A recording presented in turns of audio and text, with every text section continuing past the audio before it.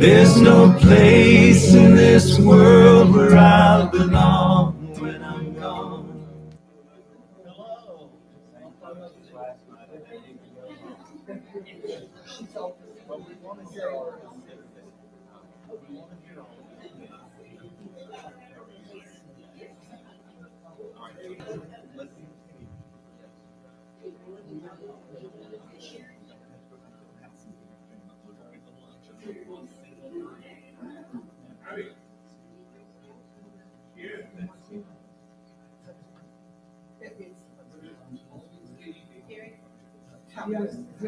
You mean tap?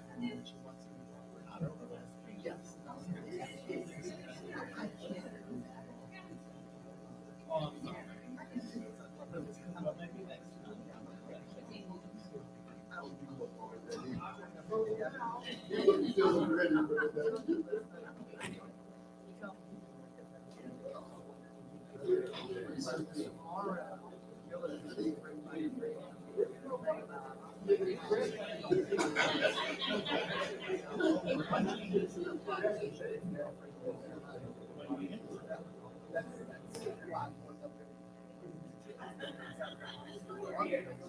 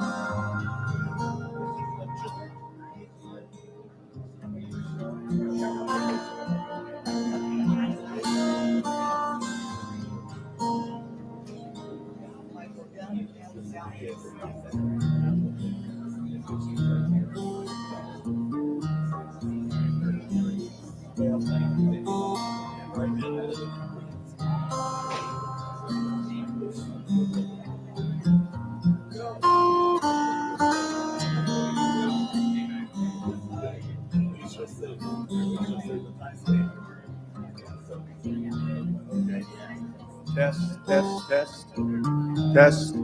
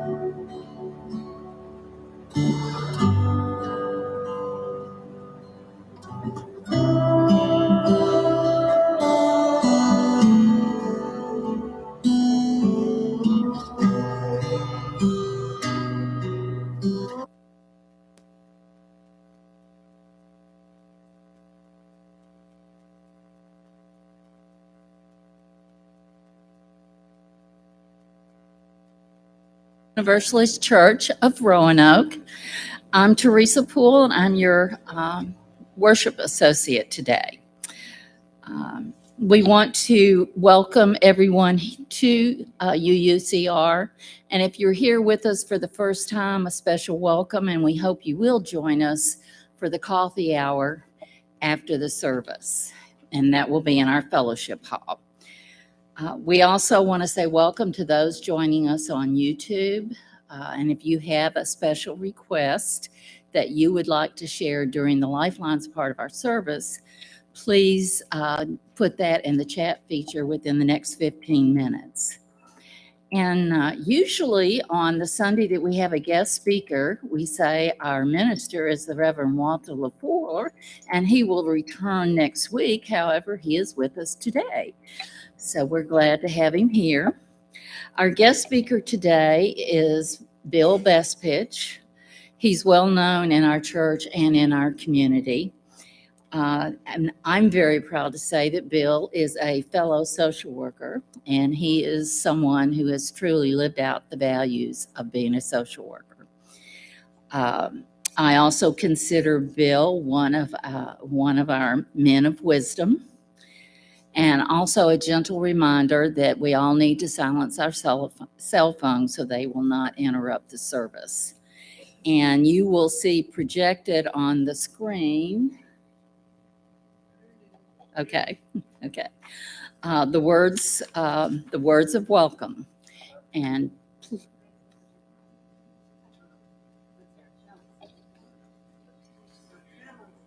okay. Okay, we'll go ahead and start with the words of welcome. And if you want to join in, please do so. Whoever you are, whomever you love, however you express your identity, whatever your situation in life, whatever your experience of the holy, as you come seeking love, your presence here is a gift. Whether you're filled with sadness, overflowing with joy, needing to be alone with yourself, or eager to engage with others, all who welcome all are welcome here. And we're also going to say our covenant that will soon be on the projector.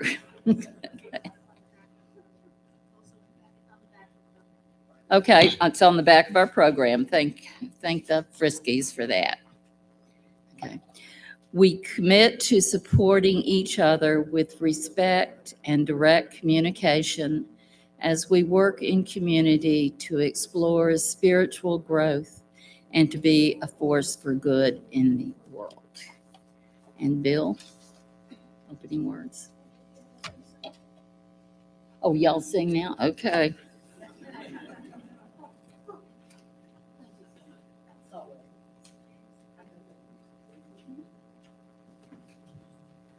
Test. Okay. 1, 2, 3, 4.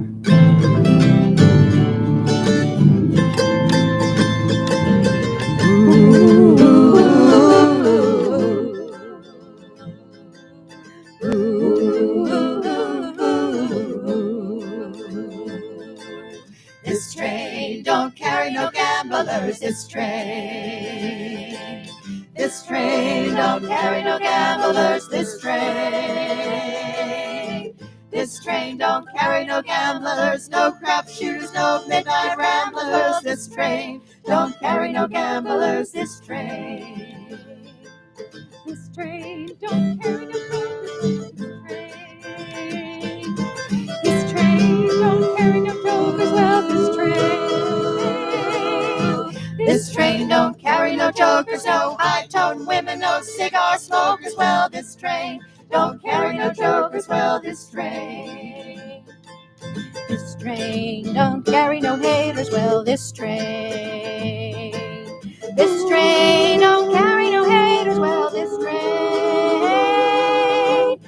train don't carry no haters, no book burners, no castigators. Well, this train don't carry no haters. Well, this train This train done carried my mother well, this train. This train done carried my mother well, this train. This train done carried my mother, well, my mother, my father, my sister, and my brother. This train done carried my mother well, this train. This train, she's bound for glory, well, this train.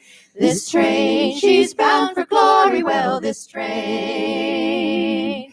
This train, she's bound for glory, well, this train. This train, she's bound for glory, well, this train. This train, she's bound for glory. If you want to get to heaven, well, you've got to be holy. This train, she's bound for glory, well, this train. This train, she's bound for glory, well, this train. Ooh, ooh, ooh, ooh, ooh, ooh, ooh, ooh.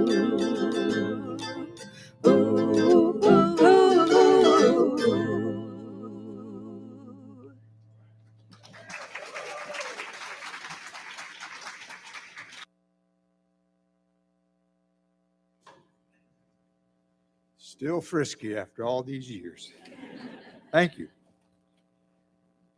Our opening reading this morning is a short one from Mikhail Bulgakov, a Russian and later Soviet writer, medical doctor, and playwright active in the first half of the 20th century. One can find time for everything if one is never in a hurry.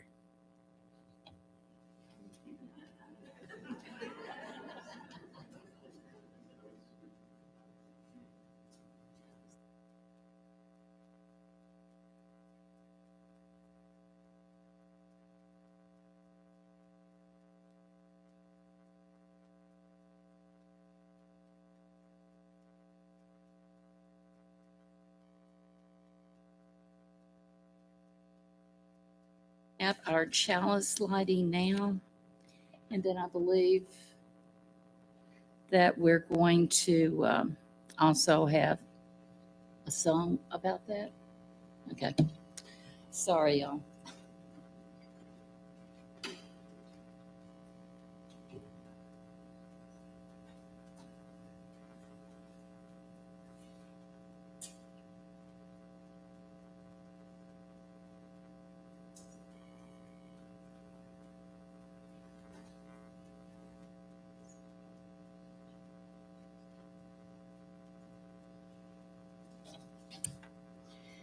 And in the chalice lighting response, may the light we now kindle inspire us to use our powers to heal and not to harm, to help and not to hinder, to bless and not to curse, to serve you, O Spirit of life.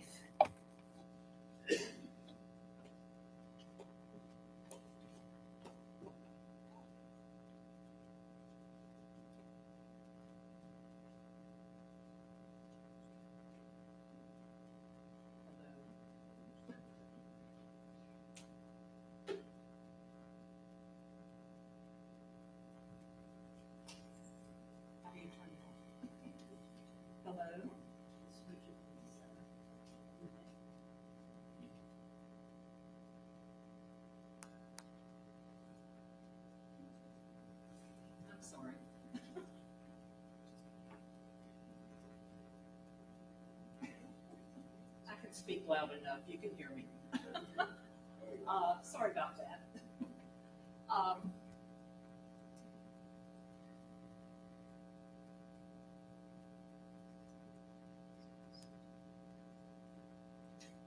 Thank you, James. Now you can hear me. Yay. Takes a team, right? Since today's theme is about time, I think it's time to invite all the children who want to come down to hear the children's message. Come on down. You thought I was going to forget that, didn't you? Jessie couldn't be here today, so I'm subbing for her. I'm Bonnie Evans, and I am the Lifespan Faith Development Coordinator.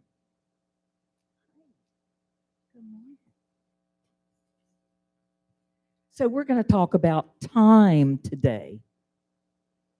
That's the theme of the service. You know, time, what is time? Does anybody know what time is?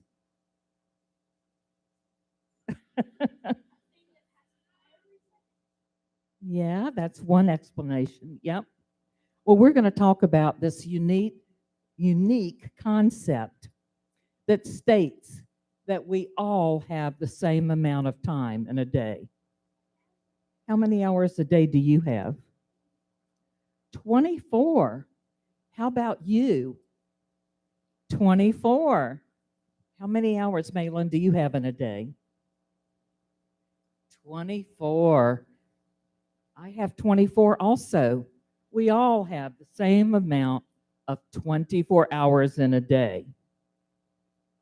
And one way that we measure time is by events taking place in the past, in the present, and in the future. So that's a good measurement of time, one measurement. So what is this? A clock? You littles, you don't know what this is? Thank you. It is a clock. And what does this clock do? It tells time. Exactly.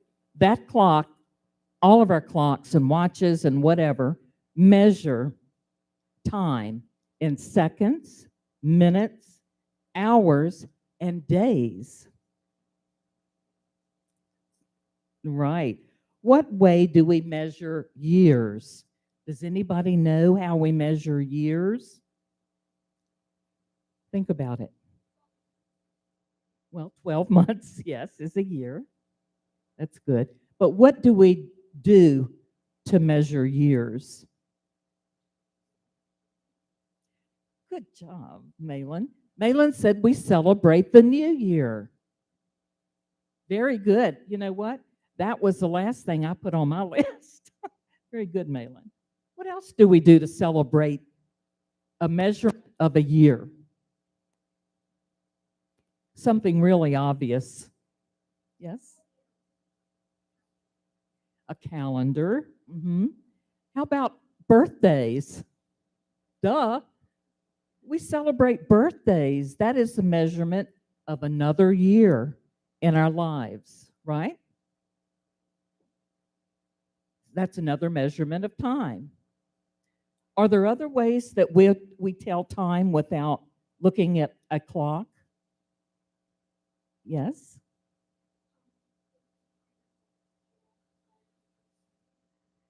Yes, we can figure out where the sun is in the sky. That's one way.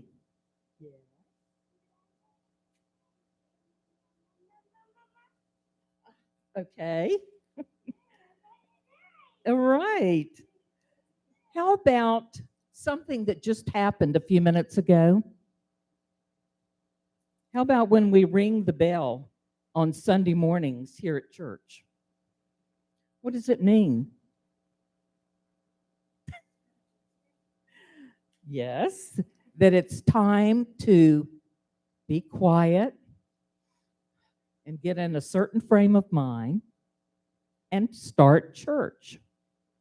That's what ringing the bell does for here at UUCR at 11 o'clock. We don't really have to look at the clock to see that it's 11 o'clock, because when that bell rings, we all perk up and we all know that that's what time it is. It's time to start church. How about when the alarm clock goes off in the morning? Do we even have to look at the clock to see what time it is? It just rings in your ear and wakes you up, and out of habit, right? You've already known what time it is when you set the alarm on the clock, whenever you did that, right? So that alarm going off tells our brain, okay, time to get up. It must be a certain time. I got to wake up and go. What other ways can we tell time without looking at a clock?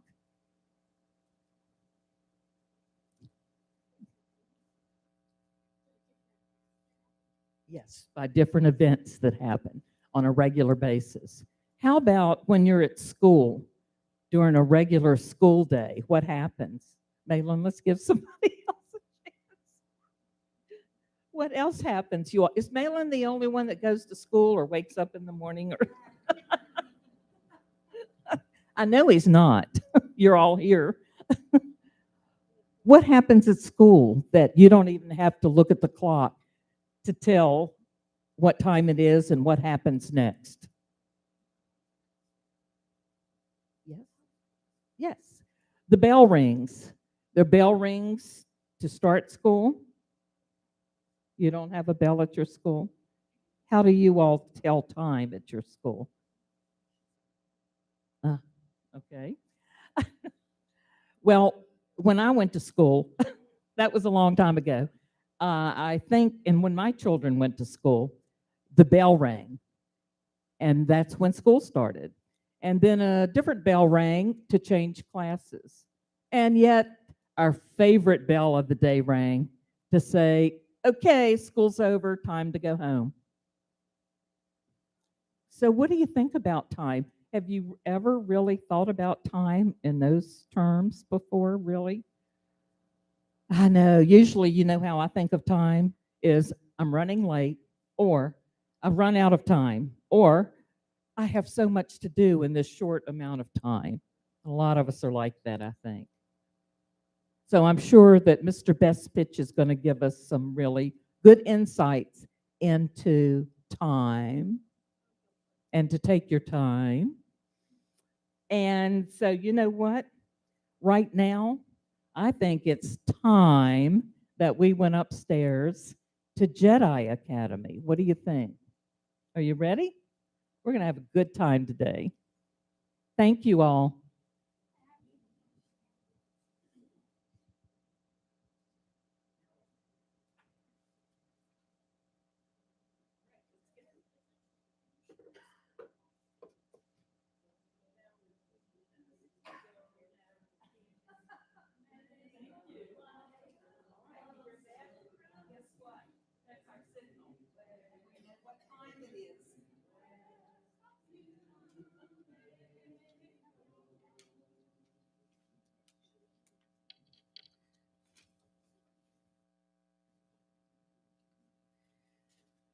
Our first reading today is from Ecclesiastes 3, verses 1 to 8.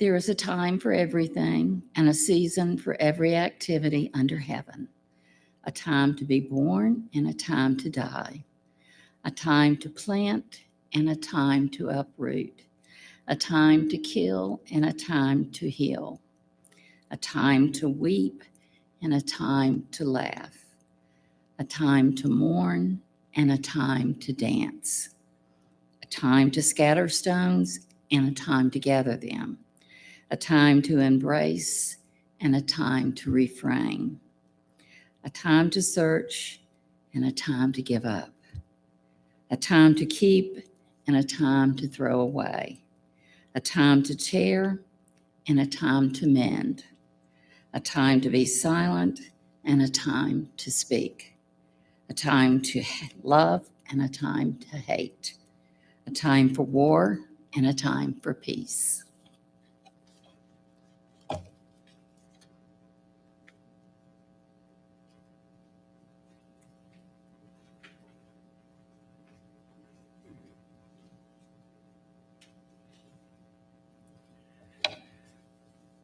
When my maternal grandmother died, we held her funeral in a little church just on the other side of her next door neighbor's house. After the service, the family began leaving by a door to the right of the front pew.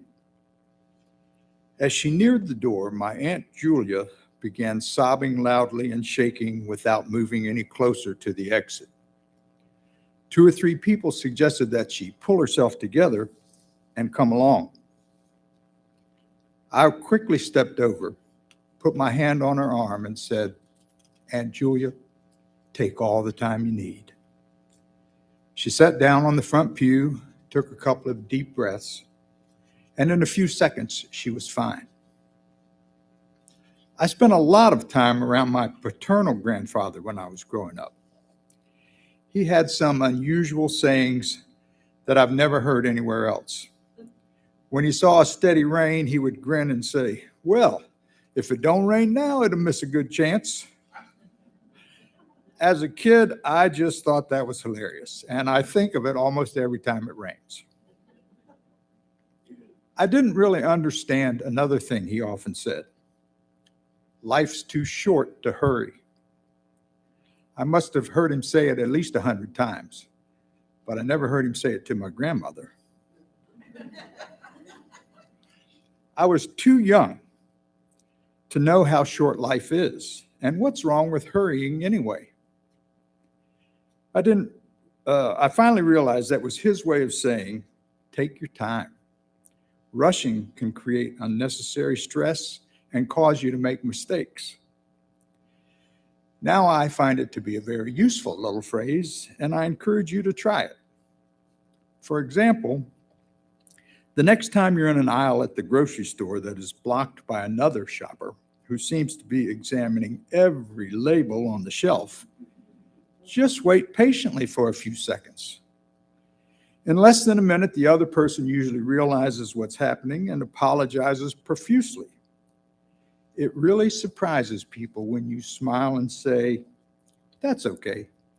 Life's too short to hurry." You can watch them visibly relax, and you'll often get a big "thank you. I wish more people felt that way." It's a helpful thought when stuck on a highway in a long line of cars due to construction or an accident. Life is too short to hurry when the road really needs to be improved and the workers need to stay safe. Life's too short to hurry when someone else may be seriously hurt and needs the first responders to get there as fast as they can and take all the time they need to provide what may be life-saving treatment. Even though I try, it's harder for me to keep that thought in mind when I'm in a long line of cars on the highway that have slowed down because a semi in the left lane is taking 10 miles to pass a semi in the right lane because it's only going 1 mile an hour faster than the other truck. So what is time? Basic units of time, like the day and the year, are determined by natural phenomena. A day is one rotation of the Earth on its axis. A year is the time it takes for the Earth to make one revolution around the sun. Beyond that, sociologists tell us that time is a human construct that we build to plan and schedule our lives. In other words, it has no predetermined meaning until we give it meaning. Sometime between 1550 and 1070, before the Common Era, the ancient Egyptians introduced a time system based on 24 stars, 12 of which mark the passage of the day and 12 during the night. They could have used only 12 stars, making each hour twice as long, but they didn't think of each hour as a consistent amount of time anyway. Dividing the day into 12 equal parts from dawn to sunset and 12 equal parts from sunset to dawn meant that each daylight hour was longer in the summer than in the winter, and each nighttime hour was longer in the winter. Nevertheless, the idea of 24 hours in a day spread around the world, even as different calendars based on lunar years or solar years developed in various cultures. Deciding how to count the years turned out to be a little more complicated. We say we're in the year 2023 of the Common Era. The Buddhists say that it's 2566. The Chinese calendar says it's 4721. And according to the Hebrew calendar, it's 5783. How can any of them be wrong when the starting point was set by nothing other than an arbitrary moment in time, a human construct for the sake of agreeing on how to count the years. Several years ago, at the first meeting in January of the Kiwanis Club of Roanoke, one of our members offered an invocation that prayed for us to let our clocks and our calendars be our servants and not our masters. Now, please understand that making time our servant and taking all the time you need is not to suggest that you completely ignore time and show up for work, for example, anytime you feel like it. If you have a meeting or appointment on the calendar, it's a better idea to give yourself all the time you need to get ready to arrive on time. In his 19th century autobiography, Johann Wolfgang von Goethe said, "One always has time enough if one will apply it well." More recently, you may have heard Thorstein Hagen, chairman of Viking Cruises, say, "Time is the only scarce commodity." When you come to that realization, it's important that you use your time wisely. As Bonnie reminded us, one thing we each have exactly the same amount of each day is time. So if it's scarce for anybody, it must be scarce for everybody. So who's right? Goethe, who tells us we always have time enough, or Hagen, who says time is a scarce commodity? When we talk about spending time, we're acknowledging that time is an asset. And we can use that asset like any asset, wisely or foolishly. So they're both saying pretty close to the same thing. Learn to apply your time well and to use it wisely. Afraid that we might not use our time wisely, my boss at a part-time job I had in high school had a sign in his office that said, "If you must kill time, why not try working it to death?" The great Unitarian transcendentalist Ralph Waldo Emerson delivered an address in 1837 before the Phi Beta Kappa Society, Cambridge, Massachusetts, in which he noted that this time, like all times, is a very good time if we know what to do with it. In his famous "I Have a Dream" speech, Reverend Dr. Martin Luther King Jr. dreamed of a day when our nation would rise up and live out the true meaning of its creed.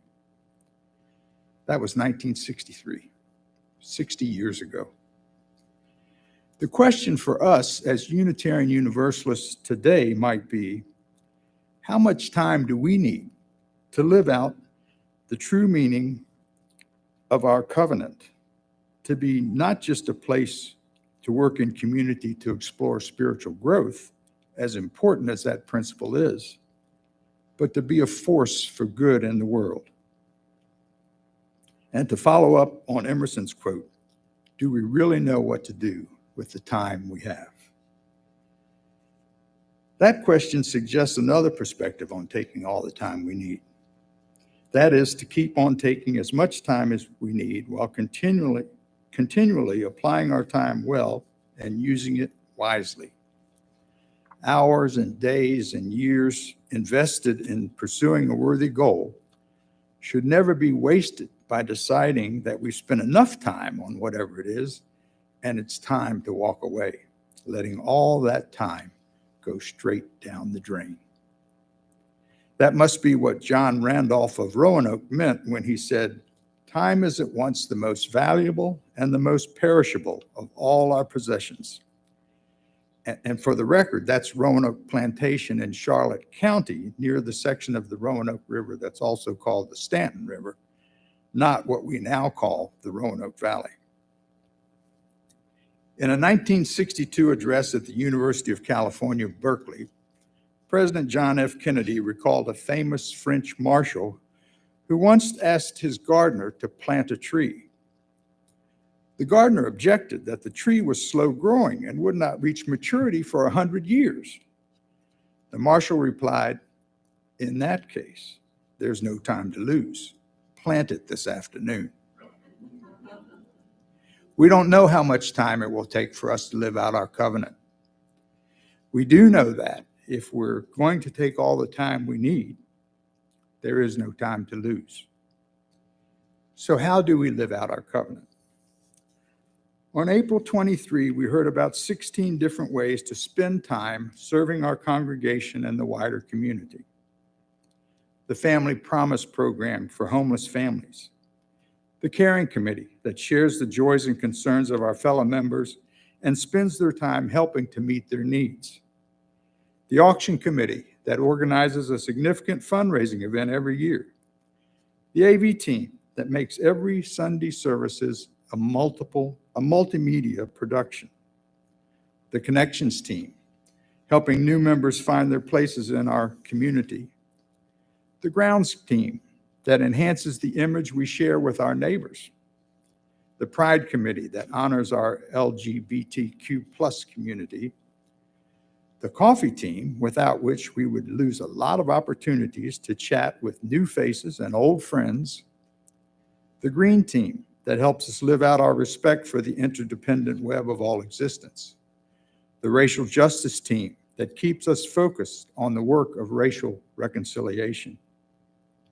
the Ram House team, serving meals on the last Saturday of each month, the Reading Seeds team, giving kids books of their own, some for the very first time, the Kitchen Committee that makes sure we're prepared to break bread together, the ushers who collect the gifts that keep our doors open and our work moving forward, the choir giving us inspiration and joy time after time, and the religious education programs encouraging our quests for truth and meaning. No one can volunteer in all those activities, but can't each of us give at least some time to the one that we can? A great Baptist Sunday school teacher by the name of Jimmy Carter once said, "I have one life and one chance to make it count for something. I'm free to choose that something. My faith demands that I do whatever I can, wherever I can, whenever I can, for as long as I can." The Baptist faith is not the only one which makes that demand. Recent events have intensified the demand to make our lives count. Simply providing factual information is called propaganda and indoctrination by people who do not like to hear certain facts. LGBTQ plus educators are called perverts, groomers, and predators. Wokeism and critical race theory are accused of distorting our history to teach our children to hate our country. A friend whose politics are fairly conservative recently asked me if being woke was anything more than understanding that we would not have many of the problems we have today if our ancestors had realized the consequences of the way we treat others. I told him that he had just shared the most intelligent one-sentence definition of woke that I had ever heard. So I'll end the message with this thought for the day. The most important thing in human society is how we treat one another. Now, for something a little different, our meditation and offertory are recordings by Brother Sun, a group I first heard at Susie, and some of you may remember that they performed at the Jefferson Center several years ago.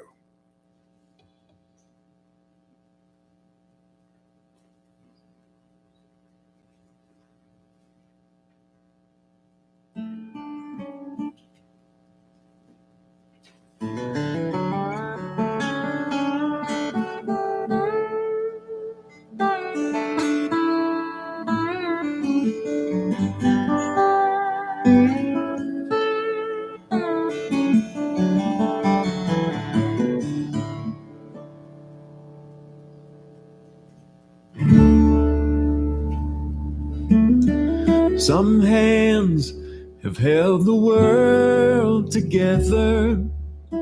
Some hands have fought in wars forever.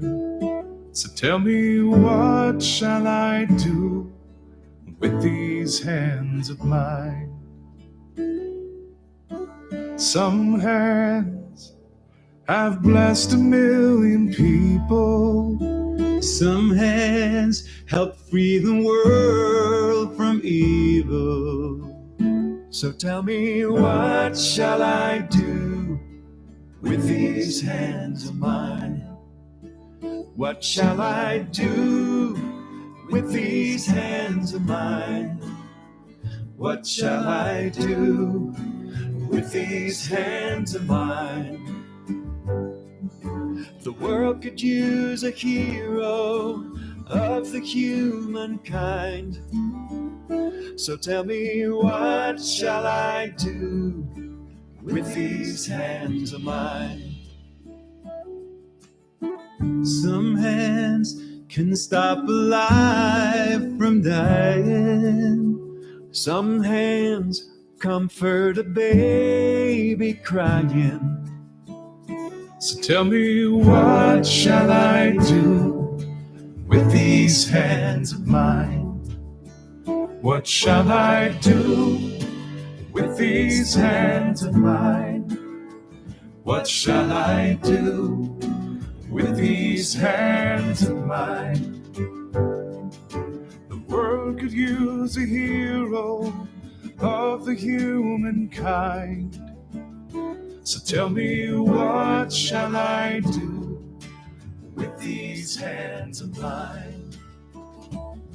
I want to sing it from my heart. I want to hear it in the wind till it blows around the world and comes back again. And all that we can ask is for ours to be free, to use them when we want, for whatever the need.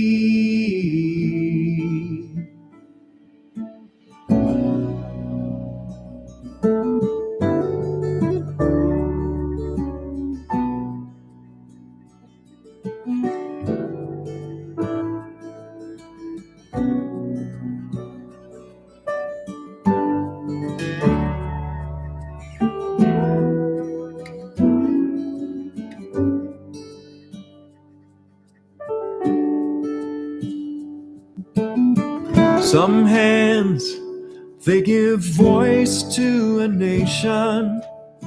Some hands roll all the times they are a-changing. So tell me, what shall I do with these hands of mine? What shall I do with these hands of mine? What shall I do with these hands of mine? The world could use a hero of the humankind. So tell me, what shall I do with these hands of mine? So tell me, what shall I do with these hands of mine?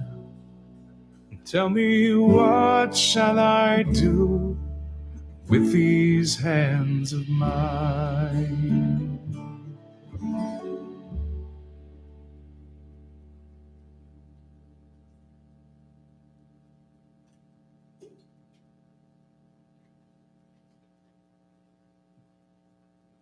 Hi, I am Joanne Spetzler.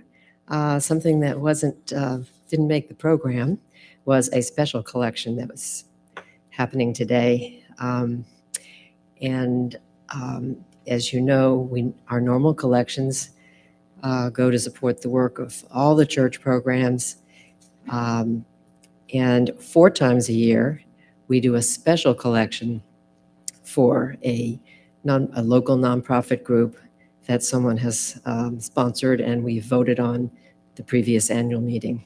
So June is our final month of our church year, and today's special collection is for the Local Office on Aging, LOA, which I always thought was League of Older Americans. I think that's what we used to call it. But Since 1962 or so, there have been acts passed by Congress about supporting our elder Americans.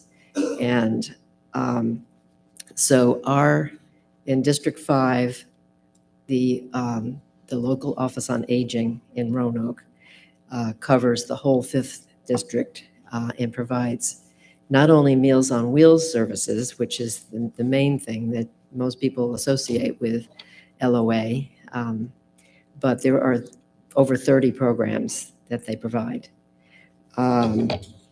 There was an article in the last church newsletter and has just a brief little blurb and a link to their website. So if you're interested in the total information, but the mission of LOA is to enhance the quality of life in the home, and this is for elder people, encourage aging in place to avoid early institutionalization, provide caregiver support, and advocate for quality services, medical care, and housing for the elderly. So for 4.5 years, I have been a Monday volunteer for driving Meals on Wheels. And that service is particularly for people who are in their homes and cannot get out without a lot of help.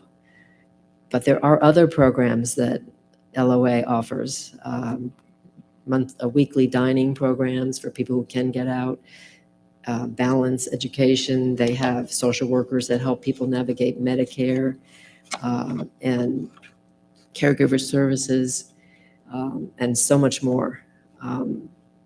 So if maybe the offertory baskets are still here, maybe we can just leave them by the door.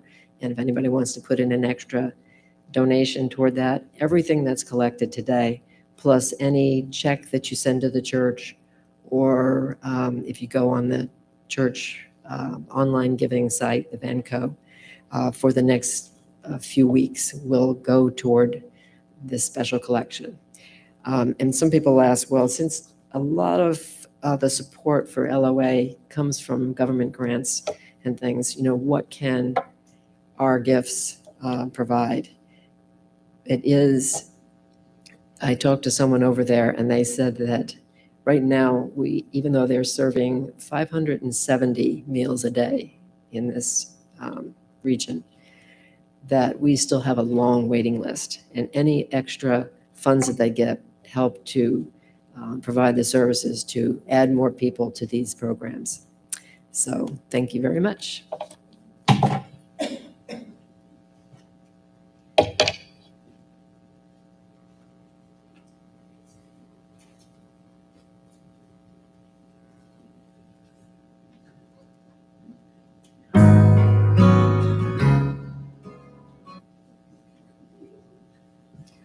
I don't sing.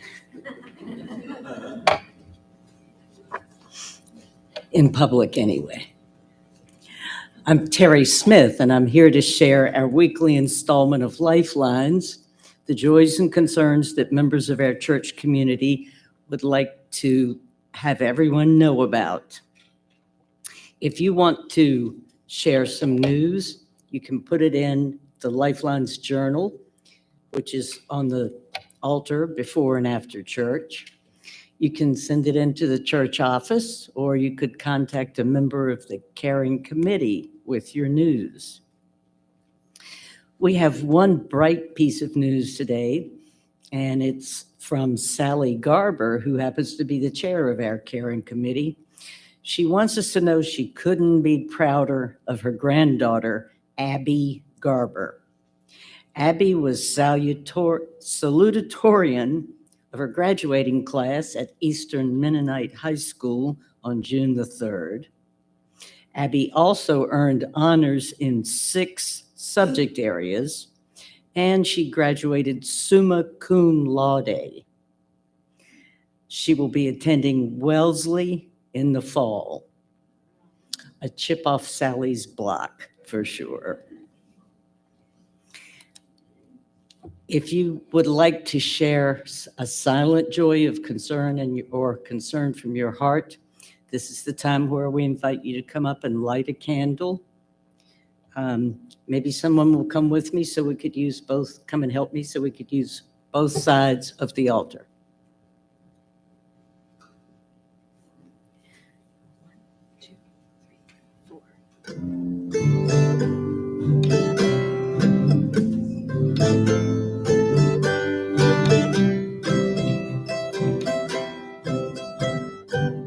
Speak to me, heart. I feel a needing to bridge the clouds. Softly go away. I wish to go, away. I wish to go.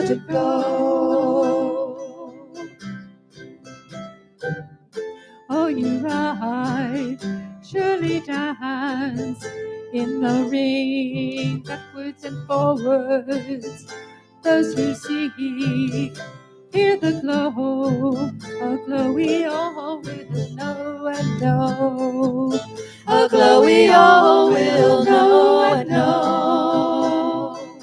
On that day filled with grace, on the way to heart's communion, steps we take, steps we trace, all the way to heart's reunion.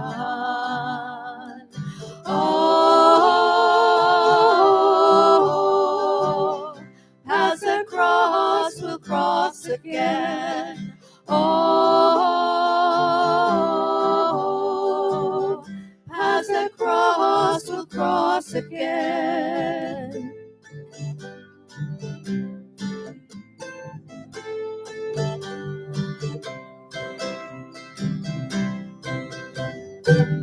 Speak to me, shadow. I spin from the wheel, nothing at all, save the need to weave a silk of souls that whisper, whisper, a silk of souls that whisper to me.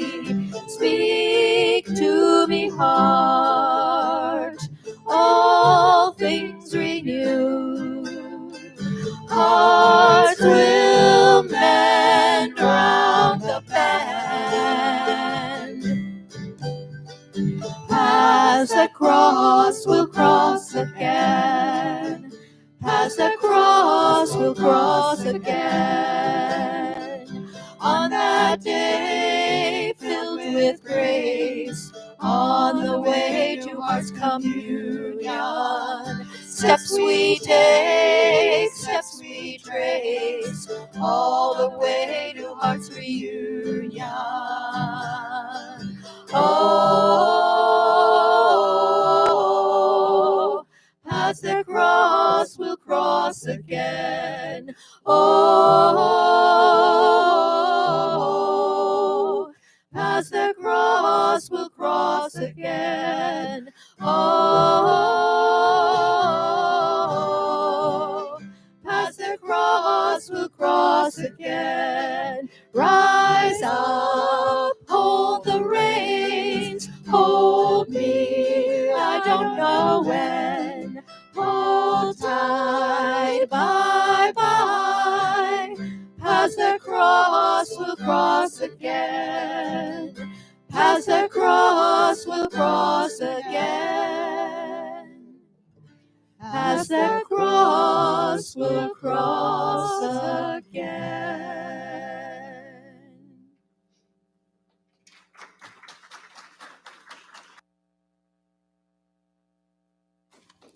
May this moment of reverence bring joy and peace to your hearts.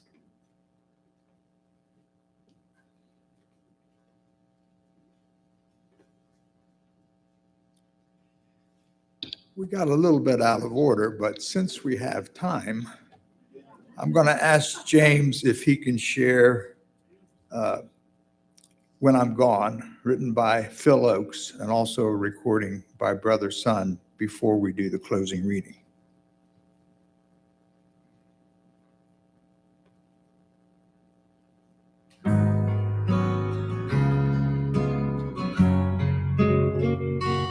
There's no place in this world where I'll belong when I'm gone. I won't know the right from the wrong when I'm gone. You won't find me singing on this song when I'm gone.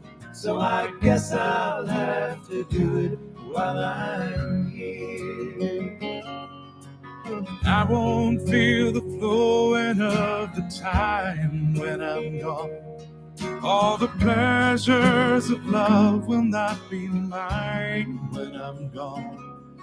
My pen won't pour a lyric line when I'm gone. So I guess I'll have to do it while I'm here. And I won't breathe the bracing air when I'm gone. And I can't even worry about my cares when I'm gone. Won't be asked to do my share when I'm gone. So I guess I'll have to do it while I'm here. I won't be running from the rain when I'm gone. And I can't even suffer from the pain when I'm gone. Can't say who's to praise and who's to blame when I'm gone. So I guess I'll have to do it while I'm here. I won't see the golden of the sun when I'm gone. And the evenings and the mornings will be one when I'm gone. Can't be singing louder than the guns when I'm gone. So I guess I'll have to do it while I'm here.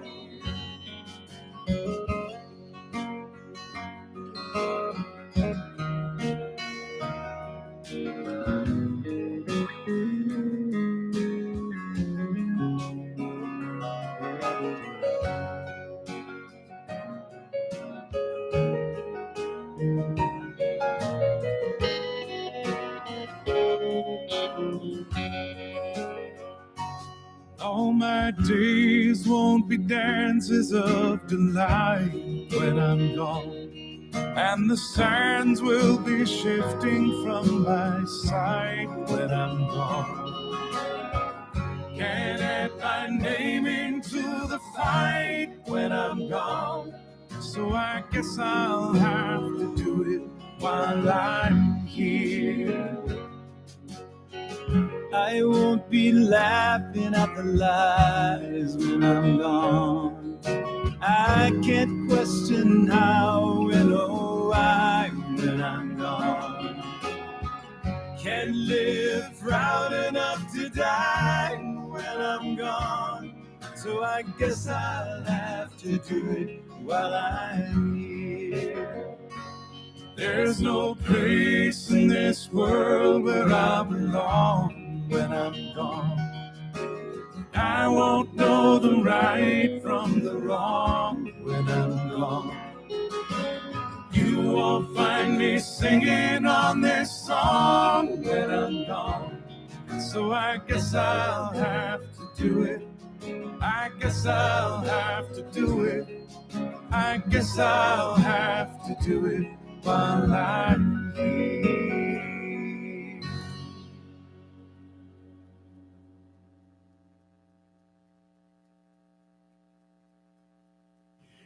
And please remember that you did not miss your chance to support LOA this morning. As Joanne reminded us, we can always mark an offering right in the memo line of a check, LOA, or on the church online giving site. Our closing reading is thanks to a friend who sent it to me a few weeks ago. It's by Mar Razalan, a professor at a state university in the Philippines. It's amazing that living in simplicity gives true contentment. We go as we come in this world. In the end, nothing is ours to keep. So let's share what we have. Smiles, hugs, good words, time, friendship and love.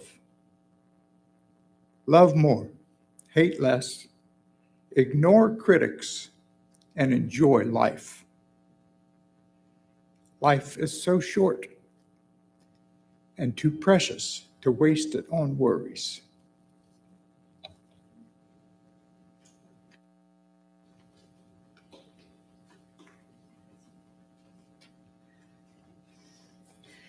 And as Bill indicated, we kind of got out of order today, but that's all right. Everything was said.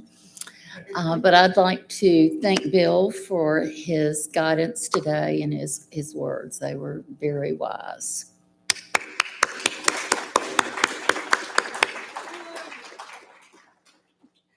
Okay, the announcements today.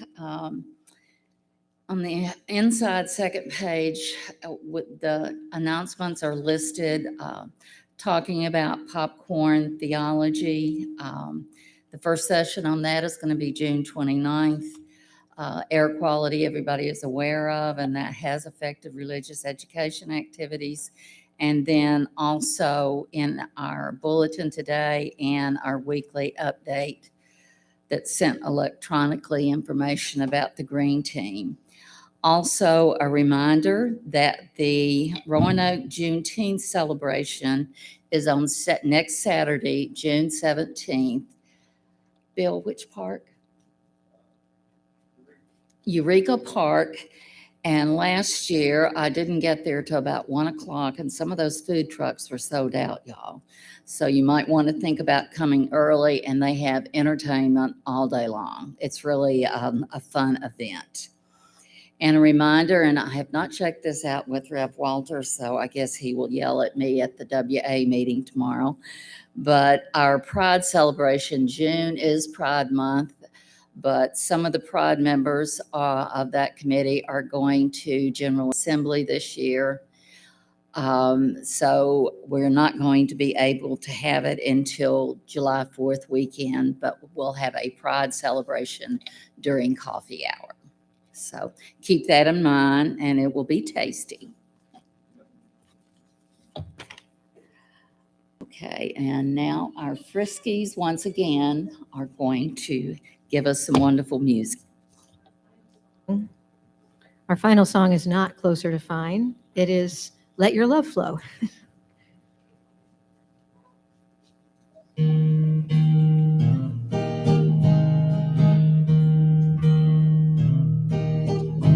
There's a reason for the sunshine and sky, and there's a reason why I'm feeling so high. Must be the season when that love light shines all around us. So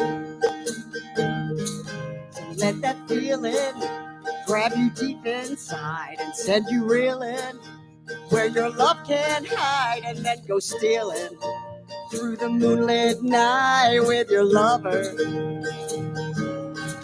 Just let your love flow Like a mountain stream, and let your love grow with the smallest of dreams, and let your love show. and you'll know what I mean. It's the season. And let your love fly like a bird on the wing, and let your love find you to all living things, and let your love shine, and you'll know what I mean. That's the reason. There's a reason for the warm, sweet nights, and there's a reason for the candle lights. Must be the season when those love lights shine all around us. So let that wonder take you into space and lay you under its loving embrace. Just feel the thunder as it warms your face. You can't hold back now. Just let your love flow like a mountain stream, and let your love grow with the smallest of dreams, and let your love show, and you'll know what I mean. It's the season. And let your love fly like a bird on the wing, and let your love find you to all living things, and let your love shine. And you'll know what I mean, that's the reason. Just let your love flow like a mountain stream, and let your love flow with the smallest of dreams, and let your love show. And you'll know what I mean, it's the season. And let your love fly like a bird on the wing, and let your love find you to all living things, and let your love shine. And you'll know what I mean, that's the reason.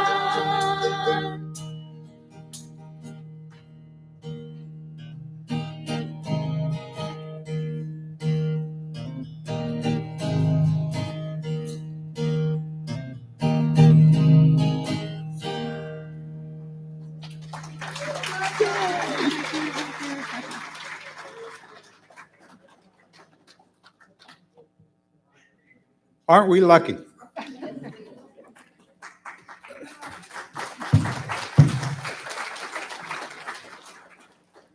To follow up on Teresa's announcement about Juneteenth, there will be a van leaving from Eureka Park at 8:30 that Saturday morning, going to First Baptist Church in Gainsborough, so people can walk back in honor of Juneteenth from First Baptist to Eureka Park. So if you can get to Eureka Park by 8:30, before 8:30 on a Saturday morning, this coming Saturday, you can take the van back to the church and then join the walk.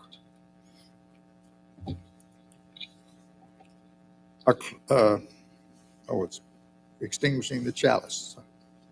Teresa? Yes. We extinguish this chalice, but not the light of truth, the warmth of community, or the fire of commitment. These we carry in our hearts until we meet again.